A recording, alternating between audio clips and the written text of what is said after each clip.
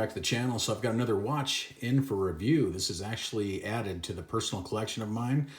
This is a 16570 Rolex Explorer 2, 1996 T serial number, running the 3185 movement. You guys have probably seen many videos online, so much on this model. It's pretty much become a cult classic now. I mean, there's, and for good reason. It's a really good watch. It's very cool. For the longest time, this was kind of like the sleeper of the model of the Rolex line. But when you could get them for $2,000-$3,000, now they're $5,000 to $7,000 and going up. So this one is got a tritium dial. So what's really cool about this, it's a neo vintage. It's going to patina real well, get that creamy look, and I was able to pick it up from CW Watch Shop. And I will put a link in the description below. You guys can check them out. But it's running real good. Let me get the dimensions out of the way real quick. It is a 40 from side to side. So what I want to do is just measure the length for you. That way we know what that is. So 47. And then thickness is 12. So absolute perfect size, in my opinion, for me anyway. The perfect size, and it looks really good on the wrist. No lume, so we're not going to do a lume shot. Let me put it on the wrist, and this is on my 7.5-inch wrist. And I got it on a Fluco. This watch did not come with the original bracelet, so I'll have to source one out later on. But I put it on a Fluco. Very nice leather, vintage style leather strap. And Fluco's a good brand, made in Germany. But I think it really looks good on this watch. It complements it very, very well. But this is just a beautiful piece. I used to have one. I had the polar dial. It was a little bit newer. It had the signed Rehot. I think it was like a 08 or something like that. So, and it had the 3186 movement. This one has a 3185, which, comparing the two movements, I believe the 3185 is a little bit better because it's more durable.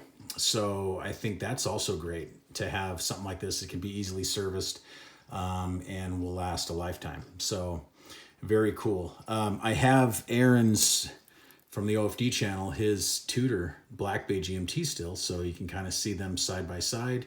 47 millimeter tip to tip on the Rolex, but you can see the Tudor dwarfs it. It's at 50 tip to tip, and the thickness is a huge difference, 12, and then you got, what was that? I believe 14. So big difference there. This is a 41 mil on the Tudor, and this is a 40. Both in-house movements. This one has a 70-hour power reserve. I think the Rolex has around a 50. But both have instantaneous date changes, GMT, true GMT function, nice big lume plots, or nice size, I guess average size lume plots. But very cool, both vintage looking, even though this GMT here is a new watch. But very cool. Now, this one here, has had a polish, and it looks real good on the sides. No dings or anything. Light scratching here and there. I cleaned it up myself. But the chamfers are still kind of there on the bevels. So it looks decent. It still looks pretty good. So whoever possibly had a service in the past, maybe, had it serviced. They did a light polish on it, but it looks pretty good. So I'm very happy with that. Let's put it on the time grapher. You guys can kind of see. I haven't even seen how it's, you know what I'll do is I'll wind it up. That way we know we're going to have some good amplitude on it, because I'm not even sure. I haven't even checked that. So this is the first time. I just got this back home, so this is the first time of me really checking anything on it.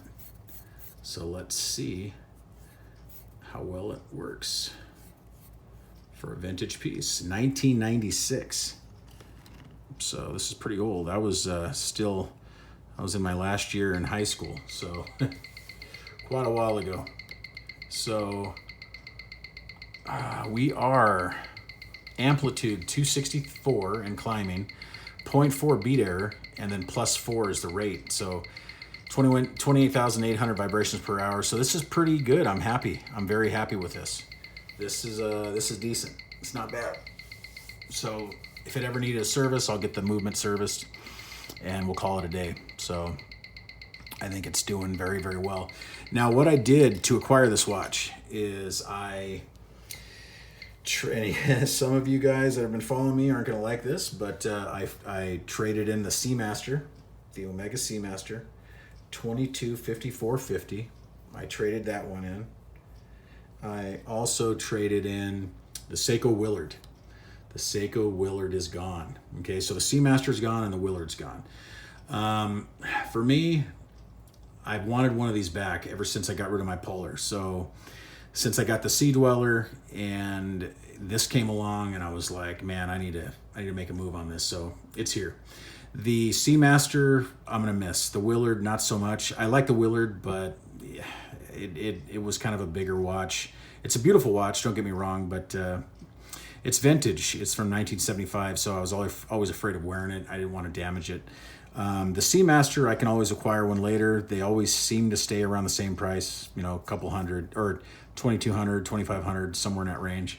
But these here, I don't think, I believe they're going to hold where they're at, and I believe they're probably going to climb.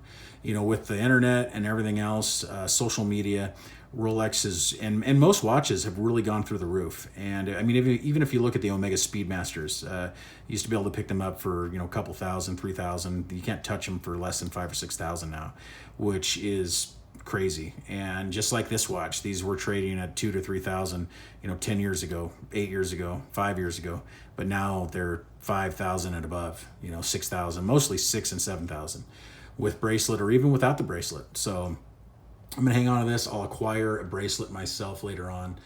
Good example, possibly a period correct one, and we'll be happy with it. So anyway, I'm happy it's back in the collection. I am happy with this watch. My friend from CW Watch Shop is where I acquired it. So what I'll do is I'll put a link in the description to them. You guys can check their website out. They have all kinds of pre-owned watches, IWC, Rolex, Breitling, Omega, all kinds, Seiko. There's all kinds of, they've got a lot of watches for sale. So, and they're all pre-owned. They're all verified, authentic, and very good condition. So anyway, there you have it, guys. Thank you so much for watching. Please like and subscribe, and I will see you in the next one. Thank you. Goodbye.